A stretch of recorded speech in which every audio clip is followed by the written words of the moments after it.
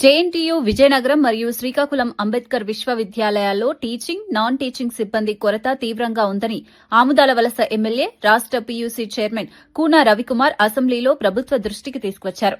సిబ్బంది సంఖ్య తక్కువగా ఉండటంతో యూనివర్సిటీల నిర్వహణలో పలు ఇబ్బందులు ఎదురవుతున్నాయని చెప్పారు. ముఖ్యంగా అధ్యాపకుల కొరత కారణంగా తరగతులు సక్రమంగా నిర్వహించలేకపోతున్న పరిస్థితి నెలకొన్నదని తెలిపారు. చట్టం ద్వారా రెండింటినీ కూడా బైఫర్కేట్ చేశారు అధ్యక్ష. కొత్త విశ్వవిద్యాలయాన్ని ఏర్పాటు చేశారు. కానీ ఆ చట్టంలో ఈ ఏదైతే స్టాఫ్ బైఫర్కేషన్ అనేటటువంటిది పూర్తిగా చట్టంలో నిబంధనలో లేకపోవడం వల్ల ఇన్ని సంవత్సరాలు కూడా యూనివర్సిటీలో స్టాఫ్ లేకుండానే అక్కడ పరిపాలన కానీ బోధన కానీ జరుగుతుంది అధ్యక్ష. దానివల్ల చాలా వరకు వెనుకబడి జిల్లా ప్రాంతం అయినటువంటి విజయనగరంలో ఎస్టాబ్లిష్ చేసినటువంటి యూనివర్సిటీ అధ్యక్ష. ఇది చాలా వరకు చాలా ఇబ్బందులు కూడా ఉన్నటువంటి పరిస్థితి ఆ ప్రాంతంలో ఉద్యోగస్తులనే కాదు అక్కడ ఉన్నటువంటి స్టూడెంట్స్ కూడా బాగా ఉంది అధ్యక్ష. దానిని ఇప్పుడు సరిచేసేటటువంటి క్రమంలో ప్రభుత్వం ఈ చట్టాన్ని తీసుకురావడం చాలా ముదాం. అయితే అధ్యక్ష, ఇంకా అక్కడ మేము కొన్ని నోటీస్ చేసినటువంటివి నిధులు కూడా అంటే జాయింట్గా ఉన్న దాన్ని బైఫర్కేట్ అయ్యేటప్పుడు ఇంకా పూర్తి స్థాయి నిధులు కూడా బదలాయింపు జరగలేదు అధ్యక్ష.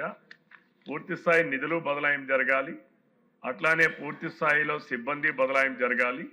ఇంకా యూనివర్సిటీ స్టేటస్కి సరిపోయినటువంటి పోస్టులు కూడా శాంక్షన్ లేవు అధ్యక్ష. మేము ఎందుకంటే మొన్న కమిటీ రివ్యూ చేసాం అధ్యక్ష. ఆ కమిటీలో మేము నోటీస్ చేసినటువంటి కూడా అది తమ ద్వారా ప్రభుత్వం దృష్టికి తీసుకుని వస్తున్నాం అధ్యక్ష. కొన్ని పోస్టులు కూడా శాంక్షన్ లేవు అధ్యక్ష. ఇదొకటనే కాదు అధ్యక్ష, కొత్తగా ఏదైతే యూనివర్సిటీస్ ఎస్టాబ్లిష్ చేశారో ఆ చాలా యూనివర్సిటీస్లో అధ్యక్ష మేము కమిటీ వాళ్ళని చూసినటువంటిది మేము హనరబుల్ హౌస్కి కూడా రిపోర్ట్ తమ ద్వారా సబ్మిట్ చేస్తాం అధ్యక్ష. ఫైనాన్షియల్ ఆఫీసర్స్ పోస్టులే శాంక్షన్ లేవు అధ్యక్ష. యాక్చువల్గా ప్రతి యూనివర్సిటీకి ఫైనాన్షియల్ ఆఫీసర్ పోస్ట్ అనేది శాంక్షన్ ఉండాలి అధ్యక్ష. బహుశా అది ఇందులో పొందుపరిచారో లేదో నాకు తెలియదు అధ్యక్ష. కంపల్సరిగా దానివల్ల యూనివర్సిటీస్లో ఆర్థిక క్రమశిక్షణ లేకుండా అసలు ఆర్థికంగా చూసేటటువంటి వ్యక్తులు లేకుండా అయిపోతుంది అధ్యక్ష. అన్ని యూనివర్సిటీస్లో కూడా ఫైనాన్షియల్ ఇండిసిప్లైన్స్ అనేటటువంటిది ఎస్టాబ్లిష్ అయిపోయింది అధ్యక్ష. ఆల్ యూనివర్సిటీస్ అధ్యక్ష. తమ ద్వారా ప్రభుత్వం దృష్టికి తీసుకొచ్చేది ఏంటంటే ఫైనాన్షియల్ ఆఫీసర్స్ అనేటటువంటిది ఏదైతే audit, financial controls, financial disciplines observe చేయాల్సినటువంటి పోస్ట్ ఏదైతే ఉందో ఇందులో అది లేదు అధ్యక్ష. అది ఉందో లేదో నాకు ఇందులో క్లియర్గా లేదు. ఎందుకంటే ఆ యూనివర్సిటీలో ఒక ఫైనాన్షియల్ ఆఫీసర్ పోస్టే ఉంటుంది అధ్యక్ష.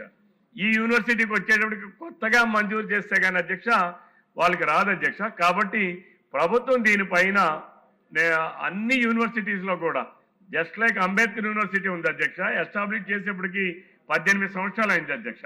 కానీ అక్కడ ఫైనాన్షియల్ ఆఫీసర్ పోస్టే లేదు అధ్యక్ష. ఎవరో ఒక రిటైర్డ్ వ్యక్తిని, ఒక చిన్న వ్యక్తిని పెట్టుకొని నడిపిస్తూ ఉంటారు అధ్యక్ష. There is no financial discipline అధ్యక్ష.